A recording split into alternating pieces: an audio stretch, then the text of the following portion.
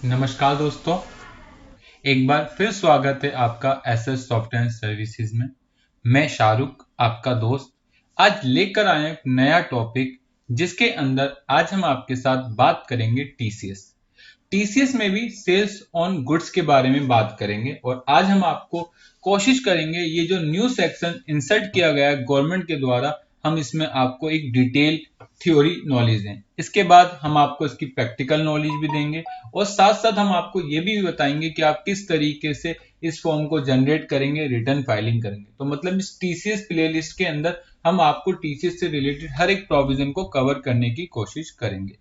लेकिन आप लोगों से एक छोटी सी रिक्वेस्ट है, वीडियो स्टार्ट करने से पहले अगर आपने अभी तक हमारे चैनल को सब्सक्राइब नहीं किया है तो कर लें, ताकि हम जो भी वीडियो अपलोड करें उसकी नोटिफिकेशन आपको मिलती रहे।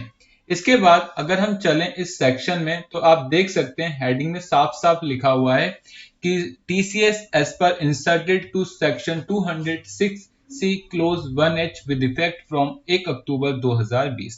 इसने बताया कि ये सेक्शन जो एप्लीकेबल होगा वो 1 अक्टूबर 2020 से एप्लीकेबल होगा। तो TCS under section 206 C clause 1H is applicable on supply of good except, कह रहा है कि सभी तरह के गुड्स पर ये टॉपिक एप्लीकेबल होगा। अगर आप गारमेंट लाइन में काम करते हैं तब भी ये टॉपिक एप्लीकेबल होगा, अगर आप इलेक्ट्रॉनिक सेक्टर में करते हैं तब भी आपके ऊपर टीसीएस एप्लीकेबल होगा। लेकिन कुछ ऐसे प्रोडक्ट हैं जिस पर टीसीएस पहले से ही लगता था, उन प्रोडक्ट पर टीसीएस नहीं लगे, जैसे timber, tendu leaves, forest product, scrap, mineral, iron ETC पर आपका टीसीएस नहीं लगेगा। क्योंकि आप सभी जानते हैं इससे पहले जब ये लॉ एप्लीकेबल हुआ है, इससे पहले टीसीएस इन प्रोडक्ट पर लगता था। तो गवर्नमेंट ने साफ साफ मना कर दिया कि अगर आप इन प्रोडक्ट में काम करते हैं तो आपके ऊपर टीसीएस नहीं लगेगा, because such goods are already cover under TCS as per subsection 1, subsection 1C, subsection 1F and subsection 1G of section 206C के अंदर ये ऑलरेडी लगते थे। तो इसलिए इन पर कवर नहीं किया गया ये TCS under section 206C close 1H। Clear है? जो भी 1 अक्टूबर 2020 से पहले की सेल होगी उस पर टीसीएस नहीं लगेगा, हाँ, लेकिन उसे टर्नओवर में कंसीडर किया जाएगा। क्लियर है? अब आगे चलते हैं कि सर टीसीएस किन लोगों पर एप्लीकेबल होगा। इसके लिए हमें एक थ्रेशोल्ड लिमिट के बारे में पढ़ना पड़ेगा। आप सभी जानते हैं थ्रेशोल्ड लिमिट का मतलब होता है रिस्ट्रिक्शन, कि किस पर लगेगा और किस पर नहीं लगेगा। तो यहाँ लिखा हुआ है अगर आपका लास्ट ईयर का टर्नओवर 10 करोड़ रुपए से ज्यादा का है तभी ये आपके ऊपर एप्लीकेबल होगा, अदरवाइज ये एप्लीकेबल नहीं होगा। और इसके अंदर आप देख सकते हैं एंड कंडीशन लगा हुआ। एंड का मतलब आप सभी जानते हैं कि रिक्वायर्ड होता है, ये होना ही चाहिए। तो इसलिए अगर आपका लास्ट ईयर का टर्नओवर 10 करोड़ रुपए से नीचे का है तो आपके ऊपर ये टीसीएस का प्रोविजन एप्लीकेबल नहीं होगा। इसके बाद नीचे एक वर्ड लिखा है और, मतलब ये तो कंडीशन है ही, साथ में अगर ये वाली बात पूरी होगी तभी टीसीएस लगेगा, अदरवाइज नहीं। पहले दूसरी कंडीशन क्या है? One party turnover is above 50 lakh rupees. ठीक है, तो अगर आप किसी पार्टी के साथ कोई ट्रांजेक्शन करते हैं और उस ट्रांजेक्शन का अमाउंट 50 लाख रुपीज से ज्यादा का है तभी ये प्रोविजन एप्लीकेबल होंगे। मतलब कुल मिला के आपको दो बातें देखनी, पहले क्या मेरा लास्ट ईयर का टर्नओवर 10 करोड़ रुपीज से अबव है। अगर आपका लास्ट ईयर का टर्नओवर 10 करोड़ रुपीज से अबव है तो आपके ऊपर टीसीएस एप्लीकेबल होगा। फिर आपको दूसरी बात देखनी कि क्या जिस पार्टी को मैं माल सेल कर रहा हूं क्या उसका मेरे साथ ट्रांजैक्शन 50 लाख से अबव है। अगर आपकी ट्रांजैक्शन 50 लाख से अबव है देन आपके ऊपर वो टीसीएस एप्लीकेबल हो जाएगा। सर कितने परसेंट लगेगा वो अभी डिस्कस करते हैं। चलिए एक एग्जांपल डिस्कस करते हैं। मान लो फाइनेंशियल ईयर 1920 में आपका टर्नओवर 10 करोड़ रुपीज से नीचे, तो सिंपल सी बात है आप पर टीसीएस एप्लीकेबल नहीं होगा। लेकिन फाइनेंशियल ईयर 2021 में अब आपका टर्नओवर 10 करोड़ रुपीज से ज्यादा हो गया तो आपके ऊपर टीसीएस एप्लीकेबल हो जाएगा। ये पहली कंडीशन होगी।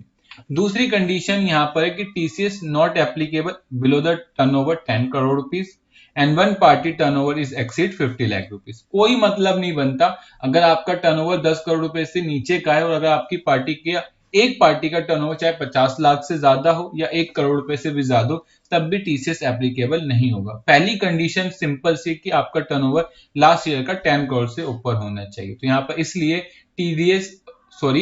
TCS not applicable. इसके बाद मान लो फाइनेंशियल ईयर में आपका टर्नओवर 20 लाख, मान लो आपका फाइनेंशियल ईयर 20-21 में आपका टर्नओवर 10 करोड़ रुपए से ज्यादा का है तो टीसीएस एप्लीकेबल हो गया, और वन पार्टी का भी टर्नओवर 50 लाख रुपीज से ज्यादा है तो आपके ऊपर टीसीएस एप्लीकेबल हो जाएगा। ठीक है सर, हम समझ गए कि अगर हमारा फाइनेंशियल ईयर में 10 करोड़ से ज्यादा का टर्नओवर है, एक पार्टी की सेल 50 लाख से अबव है, तो हमारा टीडीएस कटेगा। तो सर आप ये बता सकते हैं कि सेल बेसिस पर कटेगा या रिसीव बेसिस पर कटेगा? सपोज दैट मान लो मैंने एक पार्टी के साथ ट्रांजेक्शन करी है पूरे साल में 80 लाख रुपए की, लेकिन दिसंबर मंथ में मेरा टर्नओवर उस पार्टी से 50 लाख रुपीज से ज्यादा का हो जाता है। कितने से ज्यादा हो जाता है? 50 लाख रुपीज से ज्यादा का हो जाता है। तो सर जो मैं टीसीएस डिडक्ट करूंगा वो सेल बेसिस पर करूंगा या रिसीव बेसिस पर करूंगा? इसके लिए गवर्नमेंट ने यहां पर साफ लिख दिया when TCS has to be collected. यहां पर लिखा है the seller shall collect TCS from the buyer at the rate 0.1%। अभी ये 0.1% है, लेकिन इसे चेंज कर दिया गया, उसका रेट हो गया 0.075% ऑफ द सेल कंसिडरेशन। कब चार्ज करना है? जब तुम सेल करोगे उस समय ही उससे टीसीएस चार्ज कर लेना है और नेक्स्ट मंथ हमें जमा करा देना है। क्लियर है? तो यहां पर लिखा है 0.1% of the sale consideration. Clear है? At the time of receive of such amount, जिस दिन आप उस अमाउंट रिसीव करोगे उस दिन आप गवर्नमेंट को जमा करा देना। क्लियर? सिंपल सी बात बोलूं कि जब भी आप किसी का बिल बनाएंगे तो बिल पर आप टीसीएस चार्ज कर लेना। क्लियर है? इतना समझ आ गया? लिखा है TCS amount is mention on the invoice collected from the buyer and payable to the government account by the seller only on collection of the consideration by way of money due on the bill. याद रखना कि आप जो भी TCS काटेंगे वो आपके bill पर मेंशन होना चाहिए। क्लियर? और जो आपकी लायबिलिटी बनती है वो आपको गवर्नमेंट को जमा करानी पड़ेगी। क्लियर?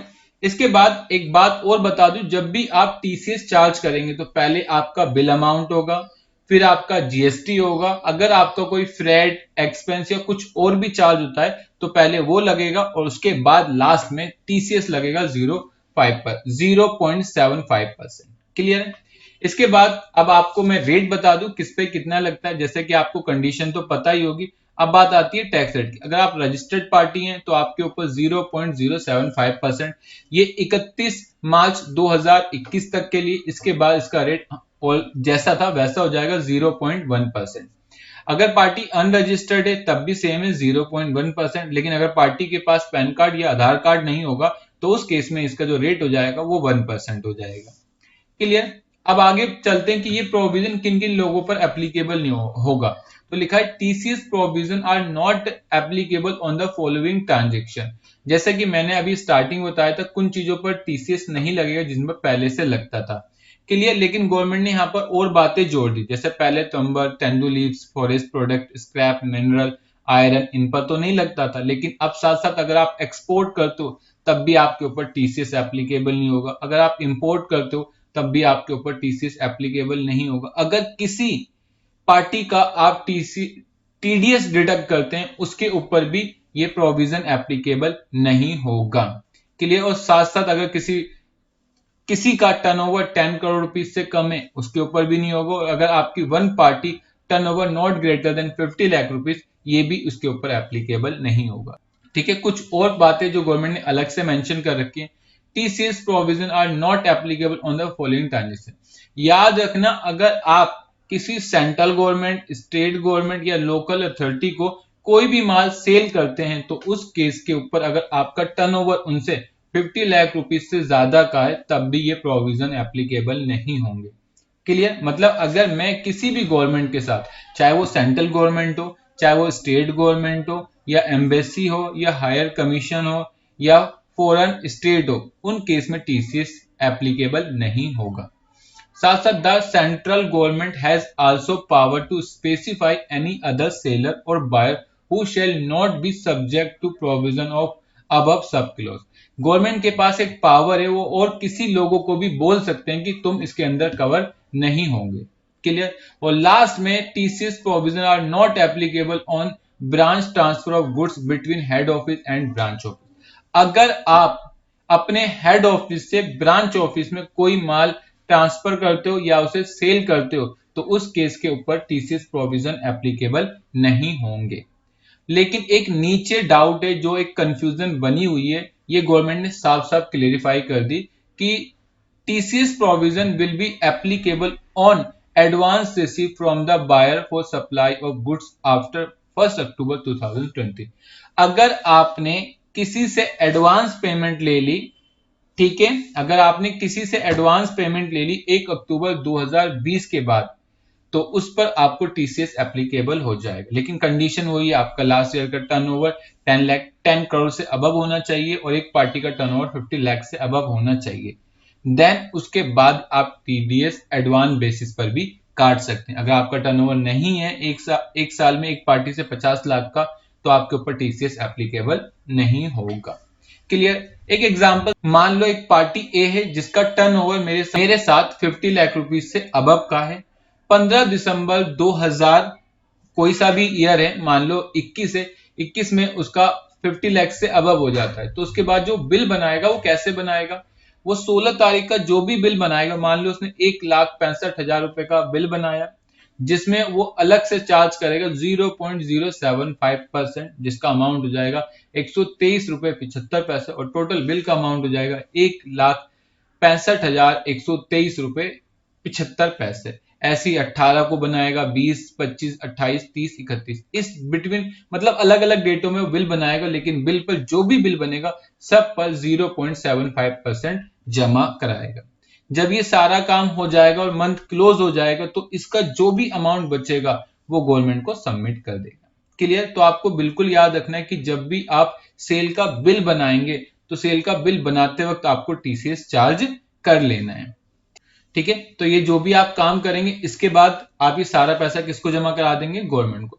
सर, हम गवर्नमेंट को किस तरीके से जमा कराएंगे, क्या आप हमें ये एक्सप्लेन कर सकते हैं? आइए उसे भी हम आपके साथ डिस्कस कर लेते हैं। बात करते हैं हम लोग miscellaneous provision relating to TCS. अभी तक हमने टीसीएस से रिलेटेड हर एक पॉइंट को कवर कर लिया कि हम जब सेल का बिल बनाएंगे तो टीसीएस कैसे लगाएंगे, और जब हम पूरे मंथ में टीसीएस काट लेंगे तो गवर्नमेंट को कैसे जमा कराएंगे, ये हम डिस्कस करेंगे। देखो यहाँ पर लिखा है due date for payment of TCS, when to file TCS return, when to issue TCS certificate, when updation occur 26 AS, what if the TCS return is not filed, what is your responsibility। तो ये जो miscellaneous बातें आपके mind में आती हैं, उसे हम किस तरीके से कवर करेंगे, ये हम डिस्कस करते हैं। सबसे पहले टीसीएस आपको डिपॉजिट करना है, फिर टीसीएस की रिटर्न भरनी है, उसके बाद टीसीएस सर्टिफिकेट, एंड लास्ट में होता है एनुअल स्टेटमेंट।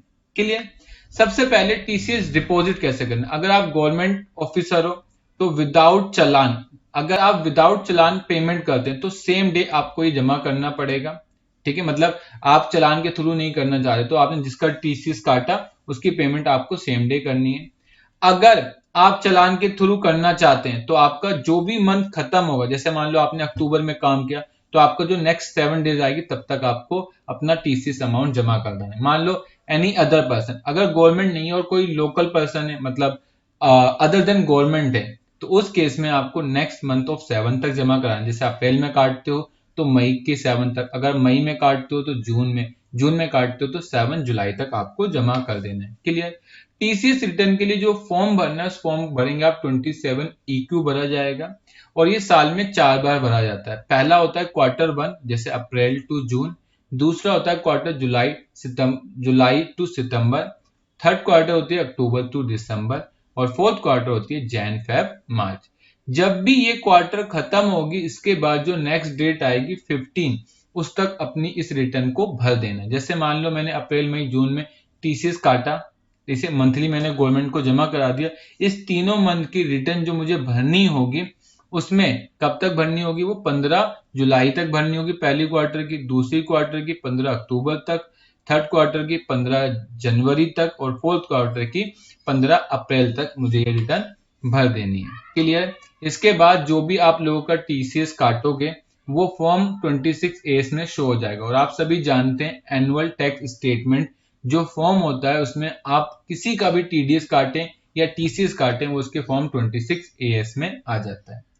तो ये आज का सेशन था, जिसके अंदर आज हमने आपके साथ कवर कराए टीसीएस के बारे में, और हमने कोशिश करी है कि हम आपको हर एक पॉइंट को अच्छी तरीके से कवर कर सके। आई होप हमने आपको कवर भी किया हो। तो thank you for watching video.